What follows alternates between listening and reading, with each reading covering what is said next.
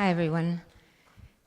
Thank you to all who shared their hands and gifts in putting this together. It's really important. I, too, was considering just cozying up in bed, and I had to really tap into the essence of this cause, and it is my primary dedication for this lifetime to see this happen.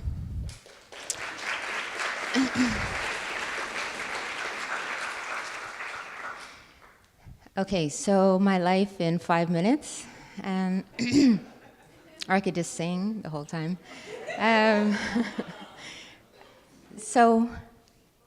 Okay. So the sad depression that came to me was 13 years ago. My partner died suddenly of a heart attack, and I was devastated. It was my first encounter with human death, like very close to me. We were living together. And I went down to Peru because I thought, I'm ready to go too. I really am. And what's fascinating is that ayahuasca has her own intelligence, and she's like, no, the world's not done with you yet. And it's interesting because I'd had a dream, probably like the night that he died, a huge 100-foot cosmic serpent came to me and sort of knocked on my door. And he was standing, my partner was standing in the kitchen, and I said to Robert, I'm like, I thought you were dead. And he laughed, and he's like, no, I'm not.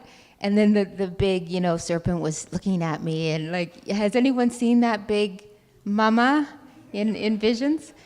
So I was like, wow, this is, and I hadn't drank ayahuasca yet, right? So then the dreams kept coming, and the serpent kept coming in, and I'm like, 6 months of tons of serpents, different sizes and colors and shapes, and like hundreds of them. And to the last one, where the epic one, where the serpent has the wings and you're flying. Has anyone had that? Anyway, I was flying on this serpent, and I was like, okay, I guess I'm strong enough to go down to Peru. So then I had my first ceremony, and I thought, I'm probably going to cry for hours and grieve. This was now 6 months after my partner died. So I thought, I'm just going to cry the whole time. Well, ayahuasca was like, no, I'm going to show you what it's like to have a 5-hour orgasm. Right? And I was like, I'm supposed to be grieving. I don't understand this. And so she's like, I'm just going to give you a little boost. When someone helps you up on a platform or something, I'm just going to, So there is something delicious about life, Yalila. Like, would you like to learn more about this? I said yes. And I consider ayahuasca my first tantric teacher. And I was in Peru for many years learning and with master vegetalismo practitioners. And at one point I was there for 3 months, and I was drinking plants every day. Has anyone done a plant dieta down in South America somewhere? Yeah.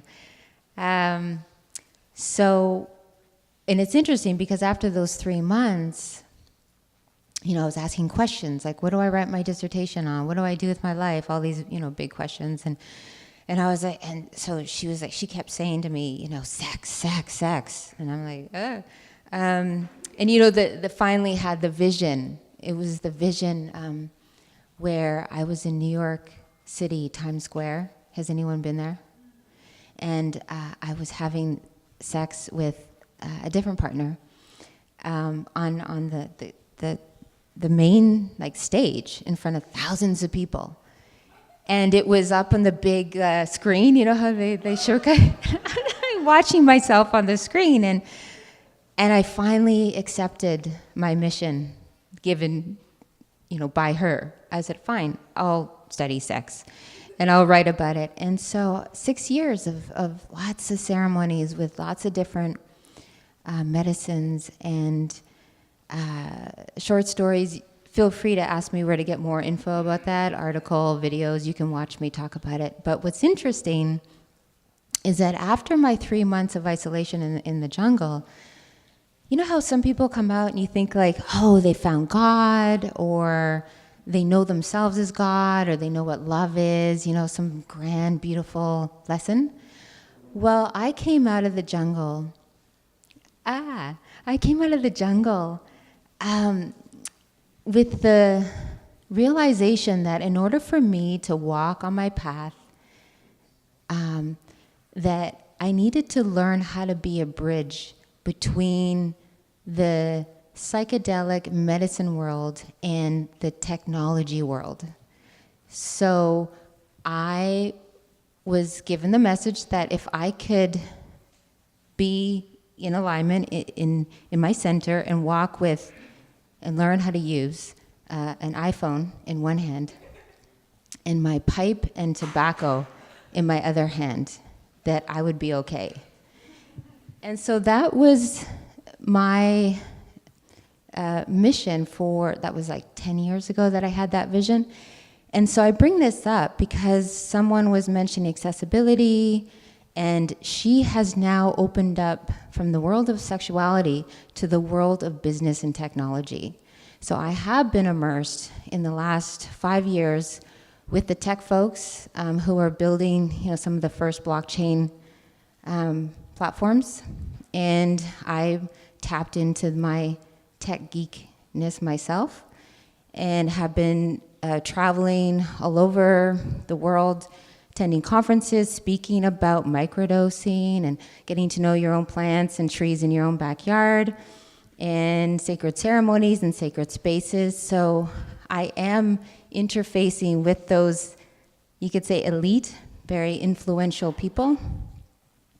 And I would love to learn how to be graceful in bridging these worlds, you know, where the abundance is in one form in one group and there's other abundance in another group, and how do we share, and learning how at this particular time changing the economic structure that we've set up that doesn't make any sense, and how technology and our creativeness can actually transform this paradigm. So this is what I am dedicated now these days, and it's fun. It's fun, and it's odd to be in that world, and also learning how to speak about psychedelics, how to speak about the sacredness of these plant teachers, how to, I had a 8-hour journey with someone in that world, in the blockchain business world, 8-hour discussion on what love is. And he'd had many experiences with psychedelics, and it's just really interesting to find how do we translate our language and also make that accessible to people when we're speaking about terms, like how do we cross-pollinate and communicate with each other to actually support each other and lift each other up in whatever gifts that we have to share with each other. So that's what I'm up to, and I would love to connect with anyone else who's a tech geek in here.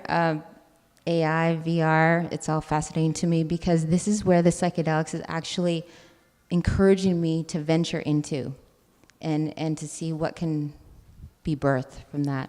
So thank you so much for listening, and blessings on your journey.